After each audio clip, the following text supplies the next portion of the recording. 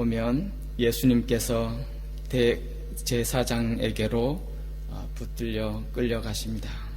장로들과 서기관들이 다 함께 모이더라. 그렇게 본문이 시작하고 있습니다. 저들의 입장에서 보면 저들이 계획하고 생각했던 일들이 술술 풀려서 아주 잘 진행되는 것처럼 보입니다.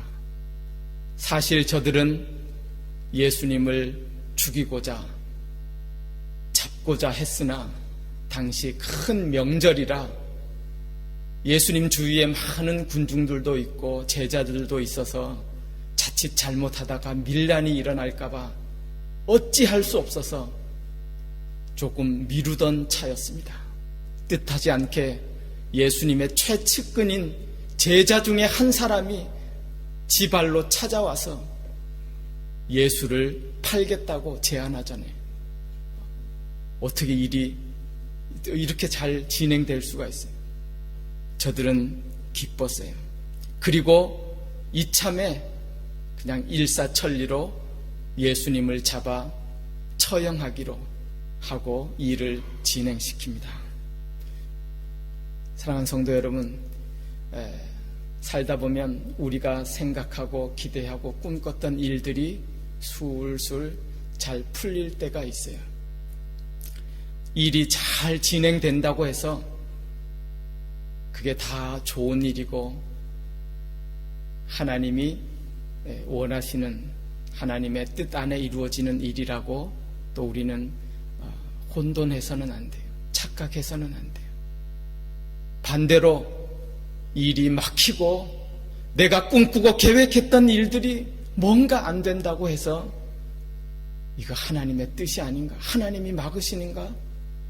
또 무조건 그렇게 생각해서는 안 돼요. 일이 잘 진행된다고 해서 그냥 따라가고 이게 하나님 뜻 안에서 잘 이루어지는 일이라고 우리는 그렇게 단정하거나 혼돈하거나 착각해서는 안 돼. 우린 무슨 일을 만날 때 정말 이 일 가운데 하나님이 원하시고 뜻하시는 바가 무엇인가 심각하게 또 기도하고 고민할 수 있어야 될 줄 믿습니다. 여러분, 저나 여러분이나 우리가 늘 살면서 고민하고 또 의문나고 그 갈등을 겪는 게 바로 이런 일 아니겠어요? 저도 목회자로서 참 그런 일을 보면 의문이 나고 고민스럽고 왜 그렇게 하실까? 그럴 때가 한두 번이 아니에요. 잘 믿으면 신앙생활 잘하고 하나님 앞에 잘 믿으면 일이 잘 형통하게 되고 풀리고 잘 나가고, 만약에 믿음 생활 좀 잘못하고 하나님 앞에 바로 서지 아니하고 그럼 일이 막히고 되지 아니하고 고난을 겪고 좀 이렇게만 되면 얼마나 좋겠어요? 얼마나 쉽겠어요? 예수 믿는 것도 쉽고 설교하기도 쉽고 전도하기도 얼마나 쉬워. 예수 믿으세요. 이렇게 잘 되잖아요. 안 되잖아요. 보세요. 잘못 믿어서 그렇지. 얼마나 쉽겠어요. 근데 하나님은 꼭 그렇게 하지 않으세요. 우리가 조심해야 돼요. 유의해야 돼요. 왜 그렇게 하실까요? 본질적으로 보면 하나님이 그렇게만 일을 하시면 참 믿음을, 순수한 믿음을 우리가 가질 수가 없어요. 그렇기 때문에 하나님이 우리의 머리로는 좀 이해되지 않지만 진정 하나님을 고백하고 따르고 믿는 그 믿음을 찾기 위해서 하나님이 그렇게 역사하시는 거예요. 이영수 집사님 오늘 기도 너무 또 잘해주셨어요. 감사해요. 기도가 얼마나 귀한지 몰라요. 여러분 보십시오. 우리의 사는 목적이 뭐예요? 우리가 삶에 분간하는 기준이 뭐예요? 우리는 너무 쉽게 우리 삶에서 경제적인 형통함이나 우리가 바랬던 그 삶의 편안함이나 부나 그걸로 판단하려고 그래요. 그게 어려우면 우리 인생의 모든 문제가 거기에 초점이 거기에 달린 것처럼 우리가 살 때가 얼마나 많은지 몰라요. 그러나 사실 보십시오. 우리 삶이 거기에 묶여 있는 것이 아니잖아요. 우리 삶의 본질이 우리 삶의 부나 편안함이나 경제적인 문제에 거기에 다 걸려 있는 것이 사실은 아니잖아요. 우리가 관심을 갖고 우리가 바라보아야 할 것은 정말 내 삶 가운데 하나님의 뜻하시는 바가 뭔가, 내게 주어진 이 삶을 통해서 하나님이 뭘 이루고자 하시는가, 내가 어떻게 하면 하나님의 뜻을 이루어 드리면서 하나님의 선하신 뜻대로 살아갈 것인가, 우리가 생각해야 될 줄 믿습니다. 예수님을 잡아온 저들이 예수님을 신문하는 그런 내용이 본문에 쭉 나오고 있습니다. 거기에 보면은요, 63절에 보면 대제사장이 막 이렇게 자기 옷을 찢으며 이르되 우리가 어찌 더 증인을 요구하리요, 그 신성 모독하는 말을 너희가 들었도다. 막 저들이 막 울분을 토하면서 예수님을 향해서 신성 모독한다고, 하나님을 모독한다고. 여러분, 너무 어떻게 보면 아이러니하잖아요. 우스운 일이 아닐 수가 없어요. 지금 누가 누구를 모독한다는 거예요. 지금 하나님을 바로 볼 수 없으니까 예수님을 바로 보지 못하는 사람은 지금 자기가 뭘 하는지를 또 모르는 거예요. 지금 누가 누구를 모독하는 거예요. 하나님을 바로 보지 못하는 저들의 무지함, 저들의 교만, 저들의 어리석음, 이런 모습으로 표출됩니다. 저들이 예수님을 조롱하고 모욕하고, 보십시오. 65절에 보면 예수님에게 어떤 사람은 침을 뱉어 얼굴을 가리고 주먹으로 때려요. 보니까요, 하인들은, 그 천한 하인들은 손바닥으로 예수님의 얼굴을 때립니다. 그러면서 뭐라고 놀려대죠? 뭐라고 모욕을 해요? 야, 선지자 노릇해봐라. 예수님은 다 참고 계시는 거예요. 아니, 참아주시는 거예요. 저들을 참아주셨어요. 오늘 저와 여러분을 주님이 참아주셔요. 주님이 참아주셔서 우리가 이렇게 주님 앞에, 하나님 앞에 나와 있는 줄 믿습니다. 주님이 바로 직전에 저들에게 붙들릴 때요, 우리가 기억하잖아요. 제자 베드로가 나와서 칼을 들고 설쳐대는 것, 주님이 막으셨어요. 잠잠케 하셨어요. 그러고 뭐라고 말씀하셨어요? 베드로야, 내가 지금이라도 아버지께 기도하여서 12영이나 더 되는 천군 천사들을 내가 불러오지 못해서 이러는 줄 아느냐? 내가 이러지 않으면, 내가 참지 않으면 어떻게 아버지의 뜻이 이루어지겠느냐? 주님이 그렇게 참아주시는 거예요. 12영이라고 그랬죠. 영은 한 군단을 말한대잖아요. 6,000명 보병이에요. 12영이면 뭐 72,000명.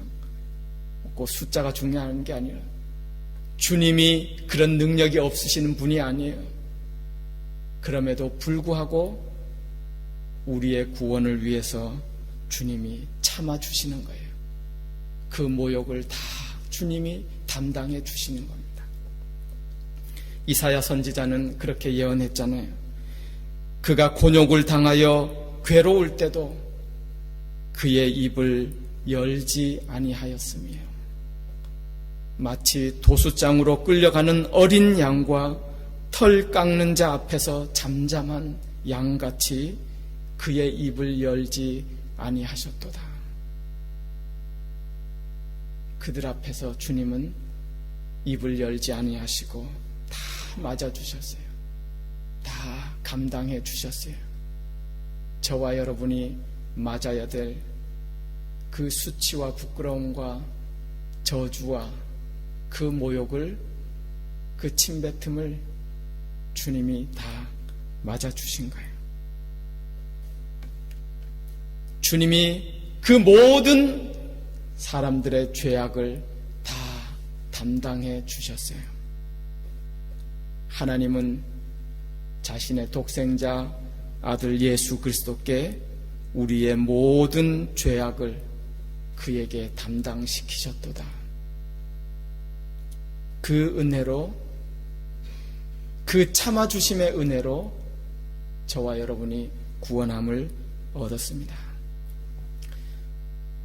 여러분, 주님의 그 고통, 그 아픔, 육체적으로 얻어맞고 채찍에 맞고 모욕당하고 침뱉음을 당하고, 그것 역시 얼마나 큰 고통이겠어요. 아픔이겠어요. 그러나 그것보다 더 큰 아픔이 있죠. 더 큰 고통이 있죠. 뭡니까? 그렇게 사랑하는 자들로부터의 배신당하는 것. 우리도 살아가면서 그런 일 겪으시잖아요. 내가 그렇게 사랑 베풀어줬는데, 우리가 그런 사이가 아닌데, 내가 믿어줬는데 그 사람이 그렇게 배신할 수가 있어요.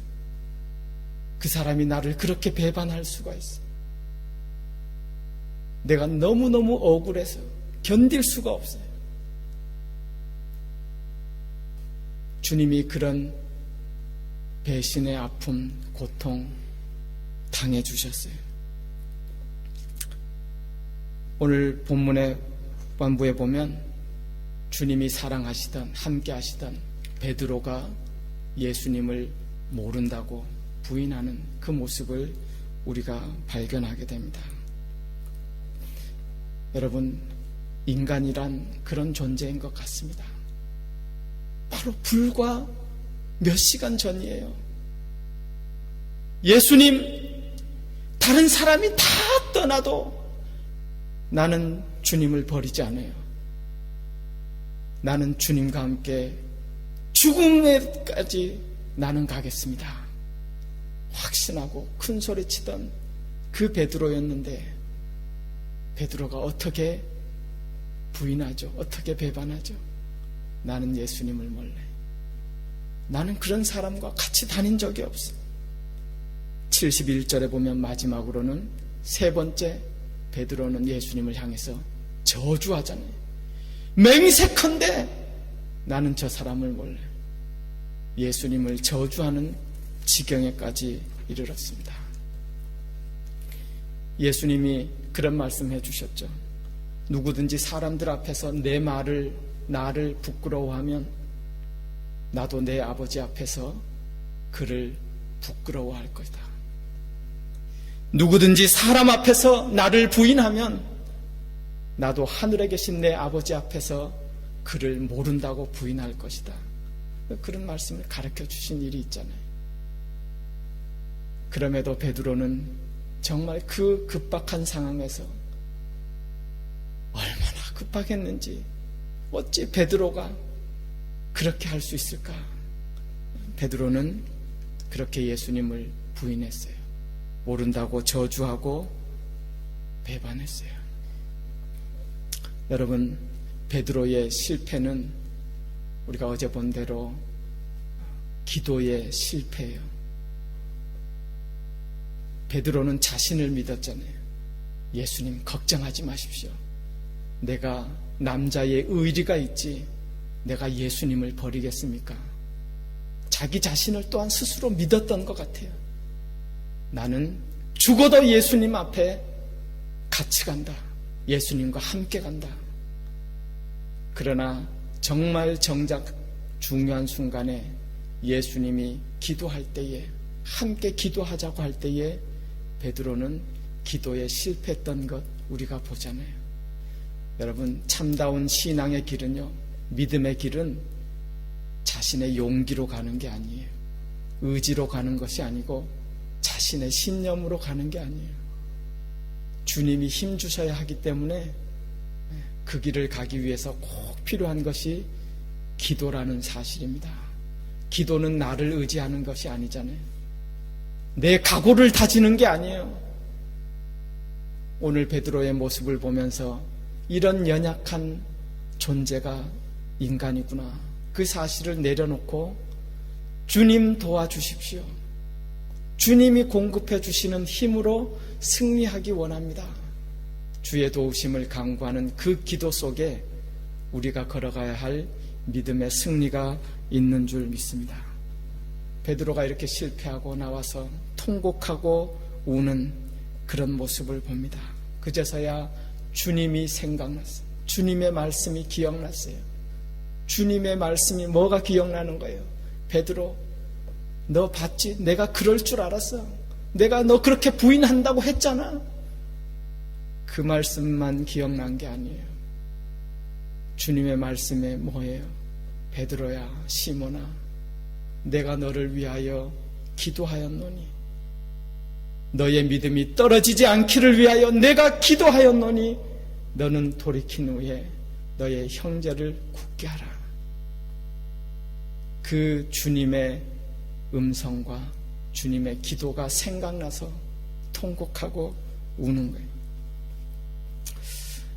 베드로가요, 이렇게 실패한 존재이지만 주님의 기도로, 주님의 은혜로, 주님의 오래 참아주심으로 자기가 다시 한번 회복되고 주의 종으로 쓰임받게 된다는 사실을 평생을 통해서 깨닫잖아요. 알잖아요. 그리고 나서 베드로가 믿음의 후배들에게 쓴 그런 편지를 우리는 알고 있습니다. 베드로전서, 베드로후서. 베드로후서 편지 말미에 가서 이런 귀한 말씀을 신앙의 후배들에게 전해주고 있어요. 베드로후서 3장 15절에 보면 우리 주님의 오래 참으심이 우리에게 구원이 된 줄로 알라, 그렇게 말씀하셨어요. 사랑하는 성도 여러분, 주님의 길이 오래 참아주심으로 저와 여러분이 구원의 자리에 있고 또 하나님 자녀로서 믿음의 삶을 살아가게 되는 줄 믿습니다. 베드로가 그 편지 맨 마지막에, 마지막 절에 베드로후서 3장 18절에 이런 말씀을 하고 있어요. 오직 우리 주 곧 구주 예수 그리스도의 은혜와 그를 아는 지식에서 자라가라. 영광이 이제와 영원한 날까지 그에게 있을지어다.